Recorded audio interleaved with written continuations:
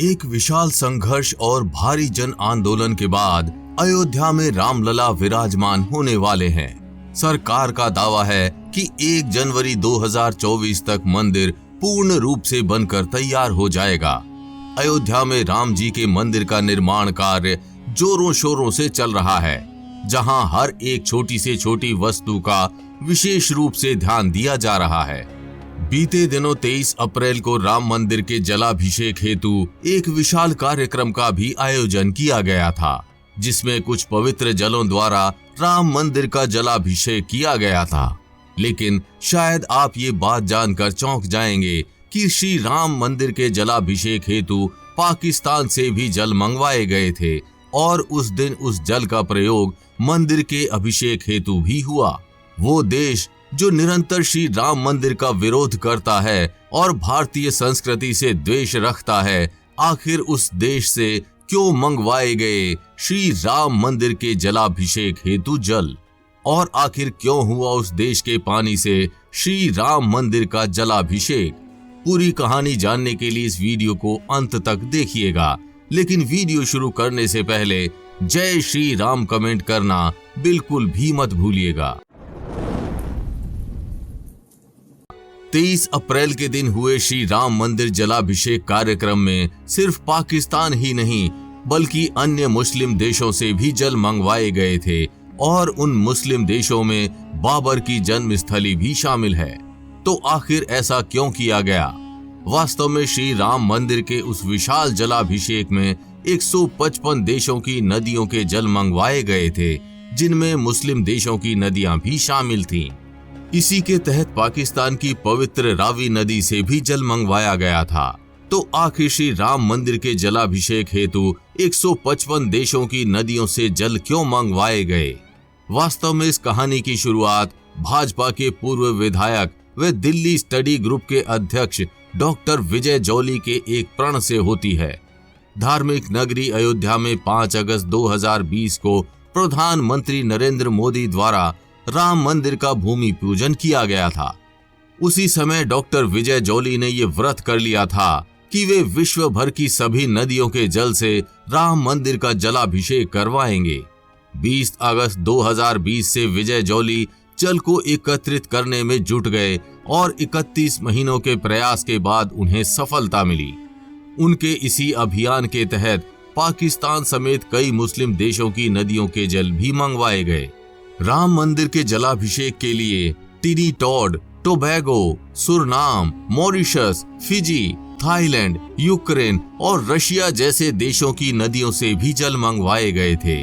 उन सभी पवित्र जलों को तांबे के लोटे में सील किया गया था और उन सभी देशों के नाम का स्टिकर भी लगाया गया था, जिसे भगवा रंग के रिबन से सजा कर रखा गया था।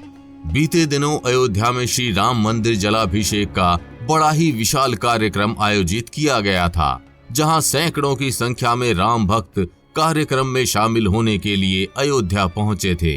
जहां राम कथा भवन कार्यक्रम पर 9 वैदिक ब्राह्मणों ने पवित्र नदियों के जल से पूजा की थी। साथ ही संतों की संगोष्ठी कार्यक्रम का भी आयोजन किया गया था, जिसमें देश प्रदेश के प्रवासी भी शामिल हुए। जिसके बाद राम मंदिर परिसर पहुंचकर मंदिर की चौखट व परिसर का जलाभिषेक किया गया। इस प्रकार श्री राम मंदिर जलाभिषेक कार्यक्रम अयोध्या के लिए एक ऐतिहासिक उत्सव साबित हुआ, जहां राम मंदिर का जलाभिषेक 155 देशों की नदियों के जल से संपन्न हुआ, जिसके अंतर्गत रामलला के मंदिर परिसर चौखट का जलाभिषेक किया गया था। हालांकि पाकिस्तान की जिस नदी से अभिषेक हेतु जल मंगवाए गए थे, उस पवित्र नदी का नाम रावी है। रावी नदी सनातन संस्कृति में बहुत बड़ा महत्व रखती है और इसका वर्णन ऋग्वेद में भी मिलता है। रावी नदी का ऋग्वैदिक नाम परुष्णी था, जो सिंधु नदी की 5 सहायक नदियों में सबसे छोटी है। रावी नदी हिमाचल प्रदेश के कांगड़ा जिले में रोहतांग दर्रे से निकलकर हिमाचल प्रदेश, जम्मू कश्मीर तथा पंजाब होते हुए पाकिस्तान से बहती हुई झांग जिले की सीमा पर चिनाब नदी में मिल जाती है। इस प्रकार इस प्राचीन और पवित्र नदी का जल राम मंदिर जलाभिषेक के लिए बड़ा ही महत्वपूर्ण रहा। लेकिन पाकिस्तान जैसे कट्टर देश से जल मंगवाना इतना भी आसान नहीं था। दिल्ली स्टडी ग्रुप के अध्यक्ष विजय जौली के अनुसार Trinidad, tobacco, Suriname, Mauritius, island, चीन, यूक्रेन और रशिया से तो आसानी से जल मिल गया, लेकिन जब बारी आई पाकिस्तान की तो मुश्किलें बढ़ गईं। जौली के अनुसार पाकिस्तान के कुछ लोगों से उन्होंने जल के लिए अपील की थी, किंतु उन्होंने उत्पीड़न की बात कहते हुए जल देने में असमर्थता जताई।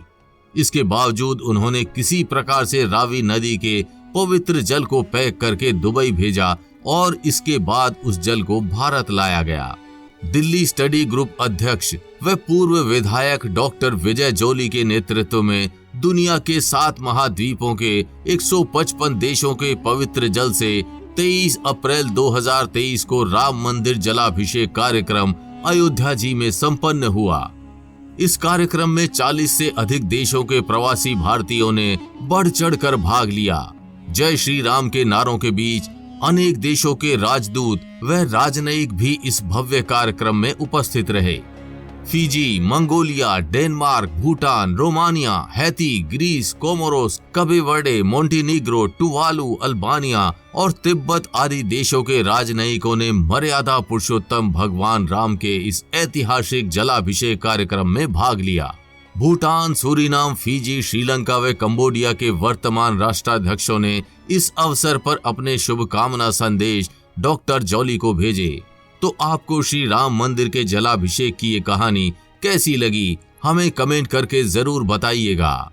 अगर ये वीडियो अच्छी लगी हो तो इसे लाइक व शेयर कर चैनल को सब्सक्राइब करना बिल्कुल भी मत भूलिएगा। सनातन संस्कृति और आस्था से जुड़ी ऐसी रोचक कहानियां हम आप तक पहुंचाते रहेंगे।